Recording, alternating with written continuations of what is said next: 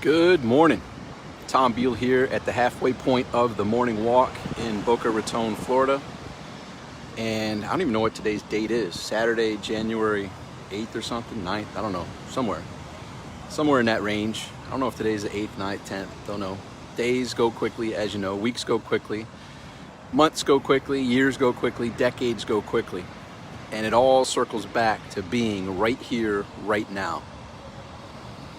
So some words of encouragement. Here's some facts that I've recognized in my 48 years of being in this journey we call life. There's always going to be stuff happening. There's always going to be concerns, difficulties, challenges, problems, issues, craziness that's happening in your personal life, in your town, in your state, in your country, in the world. And that's just how it is. There's always going to be stuff going on. And we're either just coming out of big stuff, we're in big stuff right now, or there's big stuff right around the corner for us that we are coming into shortly. And what is this big stuff? There's wars, there's rumors of wars, there's dissension, there's anger, there's hurt, there's murders, there's, you name it. Every list of things that we would label bad and wrong is happening. Now, we, as are progressing through this journey we call life, grow emotionally. Hopefully, hopefully we grow emotionally and we learn some lessons, and hopefully things that used to throw us off course and distract us and consume us, now we just see as, oh, okay, that's how it is, right? Look at these birds are out there doing their thing, right? In nature. Like, I've been to Africa, I've been on a safari. When you're on the safari, you see a chase of an animal chasing to kill another animal for a meal. You aren't supposed to jump in and interfere. You're just like, oh wow, nature is happening. Right? Well, those circumstances I shared, that's human nature.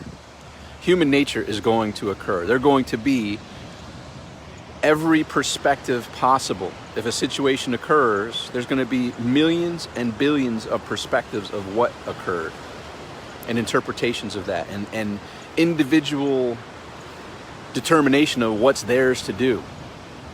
And you know what? That's on them. What's on you is for you to be able to be grounded emotionally and focused enough to recognize stuff's happening. What's mine to do? And here's some lessons I've learned on my journey that might be helpful for you. First and foremost, there are three things that every single human being on this planet, it's kind of like the three driving forces. And you have to have one, then the other, then the next. So the first is survival. Survival. We have that built into us, that fight or flight, that instinct to survive, protect ourselves, protect our families. And so survival is the first and foremost of those. And if we're in environments like right now, you can probably tell I'm not fearful of my life being taken, right? I'm not fearful a shark's going to jump out of the water, or a tidal wave's going to come and kill me, or someone's going to sneak up behind me and bash me with a bat or anything. So the survival is low right now. My adrenal gland is not being activated because I'm in a serene place. I don't have, and whether we know it or not, we're continuously, constantly, eyes, ears, feel, emotions, everything is there to trigger, should I be fearful or not, right? So as we grow emotionally, we are able to recognize that when I was a child, my adrenal gland would kick in much more than necessary. And when I was a teenager and when I was in my early 20s, the adrenal gland would kick in. And what we realize is most of the things that we jump into that adrenal fight or flight scenario, life or death, do or die, generally is not life or death, right? So as we grow emotionally, we realize there's going to be someone honking at us. There's going to be someone yelling at us. There's going to be someone disagreeing with us. And we don't have to, as we grow emotionally, trigger the adrenal gland to think this is a fight or flight, do or die situation. It's someone with an opposing opinion. Life will go on for both of those individuals, unless someone chooses to escalate it. And anyhow, you get what I'm saying. Bottom line is, most of the things as we were younger emotionally that triggered our adrenal glands and kept us in that survival, fight or flight mode, do or die mode, as we grow emotionally, we realize most of that stuff is not anywhere close to being something that we should be fearful of not surviving, right? We're going to survive. So we have survival. And what's the lesson in that? When you grow emotionally, you're able to not see things as you did as a child. That's a fight or flight, do or die survival scenario. So your adrenal gland remains calm, which means you remain calm, cool, and collected when people who aren't as emotionally mature as you might be flipping out and panicking and running naked in the streets, right? Not necessarily the last part, but you get what I'm saying. Just freaking out and bugging out. And here you are, standing firm, calm, cool, and collected because you realize it just is another human experience. My life is not in danger, and there's another element of this survival thing. You reach a certain point of emotional maturity where, hey, if it's my time to die, it's my time to die. If today's my last day, today's my last day. If this is my last week, this is my last year, it's my last day, my last week, my last year, whatever. My last hour, okay. You reach a point of emotional maturity that, here's my definition of this, and it's from my near-death experience. I'm not going to die a second shorter. I'm not going to live a second longer. When it's my time to go, it's my time to go. I've already had the near-death experience. I was walking towards the bright white light. I said, stop. This isn't how it's supposed to end. I know you had more for me to accomplish. Send me back. I woke up after being helicopter lifted and brought to intensive care, and woke up with a respirator breathing for me. It couldn't talk, couldn't walk. The doctors told me I may never walk or talk again, and I just shook my head. Even though I couldn't speak, I knew that I would be walking and talking. This is my second chance. So I have an S on my chest. I am Super Tom. I am immune to death until I'm not. So yes, my adrenal gland still kicks in, and yes, there is that still survival mechanism of fight or flight that kicks in. However, I've dialed it down to not be so touchy. And some people hearing this like, well, Tom, I've been around you. I've seen you flip out. Yeah. It doesn't mean when it's time to choose to be loud, when it's time to choose to be angry, you do it by choice, not by a tripwire that fired it off by a knee-jerk reaction. There's a time to be firm. There's a time to be bold. There's a time to be angry. There's a time to be mad. And hopefully, as you grow emotionally, it becomes less and less. Because similar to the survival aspect, you recognize this is all just one fleeting journey that's over quick in the blink of an eye. And you may as well make the most of it every single moment. And there's going to be those distractions that are going to try to pull you into that survival mode. And what that does is give you less ability to think, less ability to be joyful, less ability to smile and enjoy this brief journey we call life, which in my perspective is the greatest amusement park in the universe. That we're here, we have a pass. We don't know when that pass is up, but it's up to us to make the most of it. And each of us have our own definition of what that means, what brings each of us joy, how we can be that joyous creator in our finely tuned uniqueness of our personalities, experience, perspective, all that. These people out there are bringing massive joy to themselves by riding those small waves. Hey, some surfers like, I wouldn't even bother getting on. Look how small they are. Hey, guess what? They're making the most of these small waves. There's a lesson in that, isn't there? You don't have to have the huge Hawaii waves, the Point Break waves with the tubes and all that. You can have some fun with some little tiny waves if you so choose. All right? Make the most of the situation. So we talked about survival. The next step is consistency.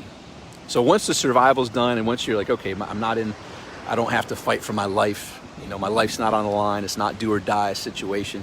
Then we want consistency. When we're taking a step down the road, we want that earth to be there. We want that next thing to be there. Anyone who's witnessed an earthquake, that challenges your consistency. You're like, wait a minute. Stuff that's normally not moving is moving. This is freaking me out. It's shaking. And those who've experienced an earthquake, it's like, it just feels so weird. Like, wait a minute. I felt the roll under my foot. What was supposed to be solid, this is freaking me out. Right? So consistency in daily routines, weekly routines, things in the world, in our community, in our daily experiences that are consistent. We can count on it. Well, that's a given. The sun's going to rise in the morning in the east. Well, that's a consistent thing we can do. If it didn't, that'd be freaking us out the next day, right? So that happens in our local, daily, individual lives. What's the consistency? And when that consistency is shaken, that brings us back to survival many times. When the consistency can get stable. Now, the main areas of consistency that most humans have a need for are the consistency with their health, consistency with their key relationships, the people they know, like, and trust, or in their life personally and professionally, and consistency with their financial situation, which isn't having them circling back to survival, meaning I don't have a roof over my head, I don't have a place to sleep, I don't have food to put on the table, right? So once that consistency of your health, right, is in order, your key relationships are in order, and your financial situation is somewhat in order, then you can progress to the next level, which is exploration. Exploration. And we all have a need for that. There's an internal feeling, like an internal need to explore, to go places we've never been, to do things we've never done, to be, do, and have something that we've had on our goal board, our vision boards, things of that nature. And that's kind of that driving force of what's next. Like what am I striving for? And that leads to some more excitement internally as well. So those are the three things that all humans are going through. And when you're dealing with humans and you are in situations where you recognize someone's in survival, they're fighting for their life. And when you're in that survival mode and adrenal gland is kicking, you're not thinking at the levels that you normally would able to think. Because what happens is when your adrenal gland kicks in and you're in fight or flight mode, it cuts off the blood to major areas of your body, and part of that is cuts off a lot of your brain power. So you're not thinking and speaking and doing the things that you normally would, because the survival mechanism of your body has shut down the blood going to your brain and is now pumping it to other muscles in your body so you can run or fight for your life. So I know and I'm sure you have probably been on the keyboard and typed out this message, pounding it out, and finally once you get out of that survival mode, you're like, wait a minute, I don't even want to send this because I was in that fight or flight mode. So you delete that long statement that you were going to post when you were in survival mode and your life was quote unquote on the line, right? So as someone who recognizes these three things, you and all of humans are going through survival, consistency, and exploration. And depending on where you and the others are on that spectrum, it's going to be an interesting interaction that's going to be different. If either of you are in a different spot or both are in the same spot, it's a different combination of co-creation that occurs while we're on that journey. So, how to stay calm, cool, and collected, from my perspective, is just recognizing that this journey is brief, and I'm going to make the most of it, just like these people out there surfing on these small waves here. Regardless of where I am, I'm going to make the most of it. I'm going to treat my journey as if I'm a tourist in this area, not someone who's living here. Like, I've lived all over the country. I've traveled all over the world, and everywhere I've lived and everywhere I go, I'm like, okay, if a tourist was here, what would they do? Because what I found is most people, and this is funny, Juan and I joke about this all the time. Here we are, just a couple miles from the beach where we live, and most of the people in our neighborhood never come to the beach. Well, most of them are a lot older, but the point is, many people who are just right around the corner from the beach never explore and come down and witness what's waiting for them right in their backyard. And that's, even when I lived in Rochester, New York, a lot of people, there's nothing to do in Rochester. There's a lot to do in Rochester. And, well, Tom, there's not a lot to do where I am. Well, guess what? If I was traveling to your town, or if I was going there and I would say, hey, I'm only there for a couple days, what are the things that I must do? What are the things that a tourist would do there to gain some, culture, to gain some fun, some experience, some adventure? Treat your journey like you're a tourist and not a permanent resident who, just takes things for granted. Because I've lived all over the country, and I'm out there doing things, and people are like, man, you're doing things. I've lived here for 20 years. I've never done the things you've done. Well, sorry, you could just become curious. and figure it out. So anyhow, all right, Tom, those are good lessons. What about the world? What about the government? What about this? What about that? Well, we're all witnessing a transition, and we've all witnessed this in 2020, and there's a big name for it, and it's a lot of people have even said, well, Tom, I'm not a conspiracy theorist, so I don't believe in it. Well, the fact of the matter is it's not a conspiracy, it's truth, it's a book, it's a whole program. The World Economic Forum, or whatever the heck it is, Economic World Forum, whatever the heck it is, wrote The Great Reset, Klaus Schwab. And that is their outline of, and what we've witnessed. This isn't just a U.S. thing where the U.S. is locked down. This is a worldwide situation that's happening. And so you might want to scratch your head and say, what's going on? Have you looked into what the Great Reset is? It's all out there. There's videos, there's articles, there's the book. And that's the plan of, you could say, the puppet or puppeteers who pull the strings of many countries, and it's quite crazy. So there is an agenda, there is plan, and we were born into agendas and plans. Many of us weren't aware of it, many still are not aware of it, and it's a continual, I mean, if you think about it, and when you start studying it, I posted a link yesterday. It's from the U.S. government about PSYOPs, psychological operations, and it goes all the way back to the world wars, it goes back to Vietnam, it goes back to the Korean War, it goes back to every engagement that's ever occurred. It goes back to when you and I were born, prior to us being born, there was already PSYOPs going on, and now how it is a manufactured playground. We are the guinea pigs, and they poke here, they prod there, and they know with high certainty what's going to happen. And we are just the guinea pigs in this experiment. So I posted the link. It's out there. It's all there. Like, this is not me with conjecture or making things up. This is, the plan is there. Most people just choose to never take a look at it. And when you do, you see that it's just it's a playground. They're like mad scientists seeing, hey, if we do this, what's going to be the reaction of? And guess what? They know the different perspectives and the different beliefs. Well, these people are going to do this, and these people are going to do this, and they have these hypotheses, and they test it. And then they verify the hypotheses, or wow, we never saw that coming. We didn't think when we prodded here that would lead to this. Wow, that's a new thing. Well, guess what's happening? A lot of the prodding and poking that used to work decades ago, people aren't, due to being emotionally mature, due to not going back to that survival thing as much. They're not reacting with the absolute certainty that they used to, which, by the way, is freaking out those puppeteers. And when the puppeteers freak out and they're like, wait a minute, this has worked for 70 plus years and now it's starting to not work. Uh-oh, we got problems. We need to ramp this up.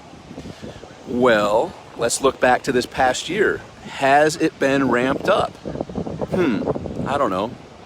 Has life changed a little bit? Has the governments across the world ramped up their leadership roles and guidelines and what we are and aren't allowed to do?